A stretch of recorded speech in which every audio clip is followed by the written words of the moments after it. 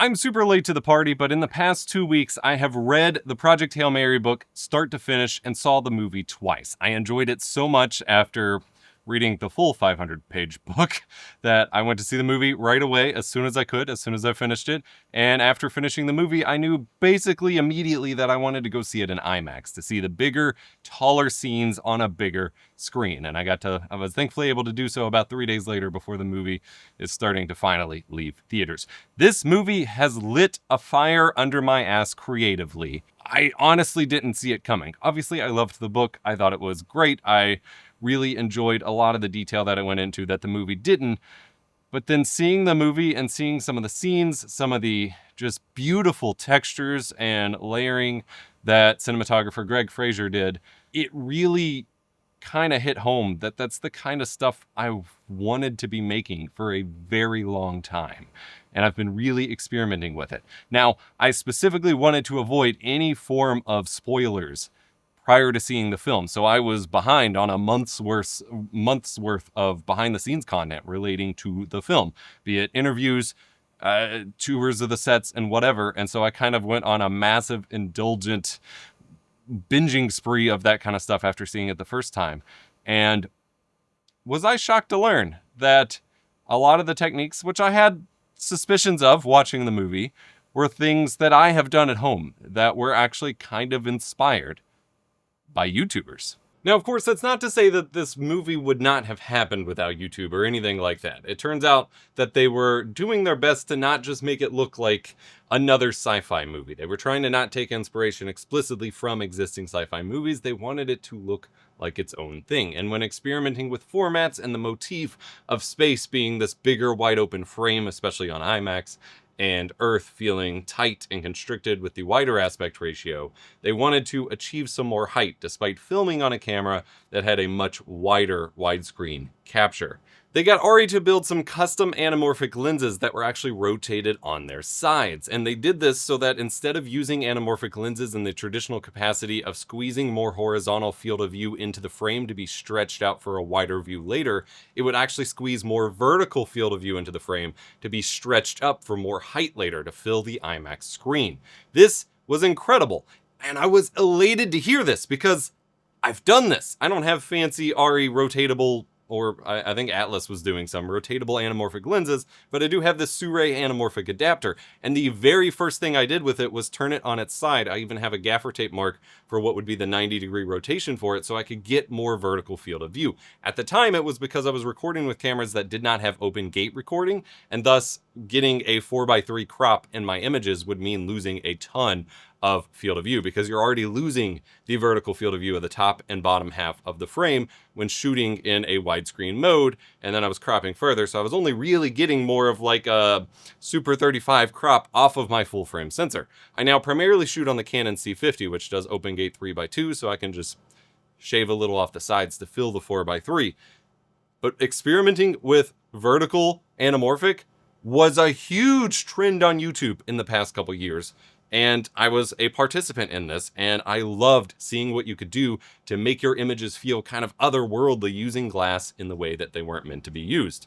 I was then ecstatic to hear in an interview with Patrick Tomaso, Greig Fraser mention that there are a lot of YouTube channels doing experimentation with this kind of thing that kind of helped spark the idea. And I will leave the quote here because his thoughts about how YouTube channels can experiment more were really insightful. Well, we had the chance to experiment with something different. I was playing with all sorts of different squeezes, and again, I don't know where I saw this. I mean, there's been a ton of fantastic content creators on YouTube that I watch Yeah, all the time, and there's lots of I know there's people that have been turning cameras around on its side to shoot Instagram yeah, ratios yeah. of Like like people have been 960 messing with stuff. the ratio, yeah, which Yeah, I think is genius, and I love it when people start to go, hey, why don't we do something like that? The format of this can. It's like, well, totally. why not? Let's Yeah, experiment with it. It could be a yeah, complete bomb, or it could be the best thing you've ever witnessed in your life. So when people start to experiment with that, then it like kind of creates this kind of fervor of ideas amongst creators, not just content creators as such, but filmmakers and people who are making entertainment. And two times anamorphics were built to expand an Academy square ratio to 2:40, Yeah. and for entertainment purposes, purely just to get people into the cinema to see widescreen. 100%. Now the world's going the other way, where people are seeing IMAX. That's the trend, or whatever that might be. Yeah. And yet the cameras are the widescreen cameras, so everything's topsy turvy. Hearing Fraser talk about the experimentation that having a YouTube channel allows versus making serious filmmaker stuff reminded me why I got into this. It wasn't to make the gear the message. It wasn't to talk about how this thing's going to change your life or to spend 20 years doing tutorials instead of to help other people make their stuff instead of making my stuff. I have enough gear to run a rental house or to make a feature-length production or a TV show, and I'm spending all of that time making YouTube videos telling other people how to do this. And that was never the plan. That was never the idea. But it was also eye-opening. As much as the film itself lit a fire under my ass to do more creative things, hearing him actually acknowledge the value of experimentation on the smaller end, on the lower end, on the indie side, and how that can inspire the serious filmmakers to then add these things to their vocabulary, that was its own fire. That was its own eye-opening moment, because inspiration shouldn't really be coming from the thing that you're making. Like if you're making a sci-fi movie about space, you probably don't want to take all your inspiration from other sci-fi movies, or you're just regurgitating what's there. Similarly, those of us making YouTube videos, if you take inspiration from other YouTube videos, it's a race to the bottom really quickly. Whereas many of us are taking our inspiration from the big screen. So to hear that the big screen takes even just a little bit of inspiration from us is weirdly validating in a way. It's validating in such a way that encourages a lot more experimentation, that encourages pushing the boundaries even more. Now, I mentioned my exploration into vertical anamorphic. That's combined with the kind of lower hanging fruit of the obvious like lens filters that were at play in some of the dirty scenes in Project Hail Mary. And y'all already know I'm obsessed with the lens filters, right? I think I've shown this before.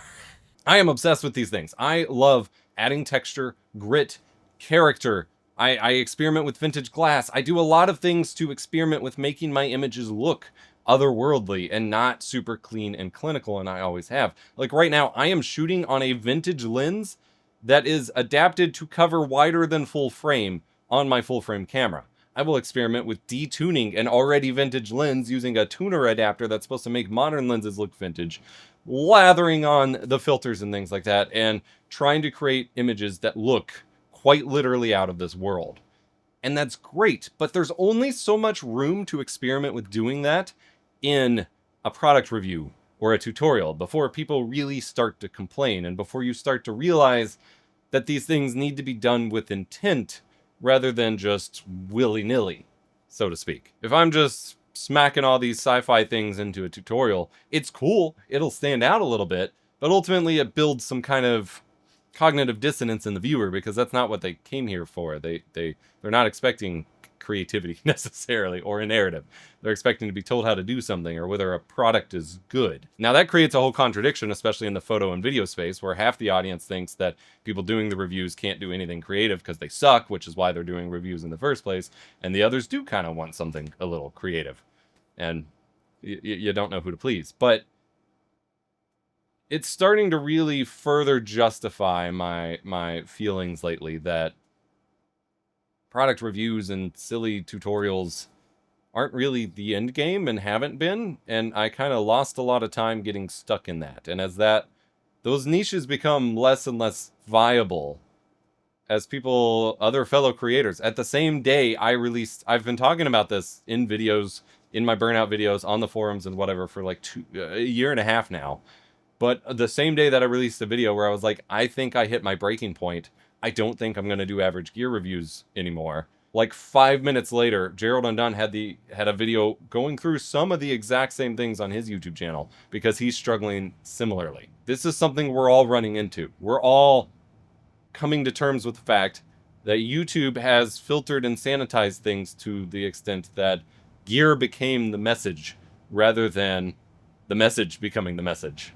And so I don't know what the future looks like for my content. I'm still covering, self-hosty, home labby stuff because that's a niche I'm passionate about right now.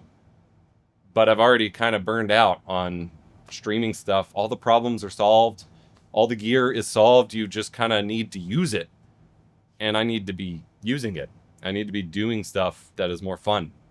And this is a video of that. I've been showing clips on screen of just stuff that I shot in the past couple days, just trying to push. And frankly, I was in an off headspace yesterday when I shot a lot of these, and I don't think I pushed hard enough. But just pushing the boundaries of creating images that don't look like they're supposed to, that really push the otherworldly vibe. And like I said, I think I was weak. I had a lot of big ideas and did not have the creative energy yesterday due to some behind the scenes things. I'm just going to keep pushing, and I want to... The problem is the way that I work is I need a project, and it's not like I'm just going to get hired on to make the next space movie to help with that or some shit. Like, no. And I can't exactly just retire and start making short films, and I don't know that that's the avenue for me, but something's got to give. Something's got to be the direction I can go creatively. And that's what I want to do. I am surprised it took this long for something to really awaken in me. I think Project Hail Mary was the perfect combination of obsession for me, because I read the book. It's 500 pages. I read it in 3 days. I read half of it the first day, and then over the next couple days around work and parenting and stuff, I finished it. And then a couple days later, I went and watched the movie. And then a few days later, I watched the movie again in IMAX. And with the way my fixation and obsession brain works, the entirety of the book and the entirety of the movie are both like in my buffer, in my memory, in my my RAM, in my brain. I have them all queued up. Every little detail. I'm sitting here analyzing the differences between the book and the movie, in the storytelling techniques as they differ between the book and the movie, and obsessing over the visuals and the creative choices made for the storytelling, be it the motif of the wider versus the taller frame, or the focus on kind of the comedic moments contrasted with the deep darkness that Grace experienced as he regained some of his memories. Trying to figure out how I can tell a story like that, or finding the story to tell like that, because I've always been a writer, but I've been a technical writer my entire life. Not necessarily a creative writer. I'm not sure I should be pursuing making big narrative stories, and I'm not sure my space is cohesive to accommodating of that. My space is for me to be creative within the things that I do, and I'm not out here trying to write, direct, act all in my own thing. Like I said, I don't know where this is going, but a spark has been ignited that is not going to go away. Seeing a representation of my own creative interests on the big screen, and then hearing from kind of the facilitator of that interest that some of the inspirations came from work, not specifically me, but that creators like myself have done, and seeing the lens filters are kind of the low-hanging fruit, but then you look at the lens filters and see the rainbow streaks, and you're like, whoa, and then you're like, why is the flare vertical? And then I read that they literally had vertical anamorphic lenses made for this, and I'm like, I did that because I didn't want to be stuck with a widescreen crop of my lenses, and I want the cool effects. And I'm like, whoa, there's something in here that could be doing a lot more than telling you which webcam is the most webcamiest of all webcams, or which capture card is not going to make any impact on how many viewers you get on your stream. And I recognize that there is value in the educational content I've provided. I'm not going to pretend there's not. But I want more. It's time for me to pursue more. Go watch Project Hail Mary if you missed it. Incredible movie. You don't need to have read the book to see it, although I do recommend reading the book. Big differences between them. Go watch it. I really hope the IMAX version gets distributed on Blu-ray. And let me know what you think about any of this. This is a kind of weird video. And I want to say, unlike Gerald's retirement announcement, Mine has no immediate bearing, as I've actually been making videos for the entire month of April trying to recalibrate my head and just kind of backlogging them to release throughout May. So I have a ton of reviews and tutorials and stuff coming because I've already made them. But shifts this year. By the end of this year, I will not be doing most of that silly content. I just need to find people to work with or a project to get on or the right idea to pursue. Remember to be kind, rewind. This got a lot more. This was supposed to be about the movie, and I hope I still conveyed the value that, like, the influence of indie content creators, I hate that word, but like content creators on a big screen production.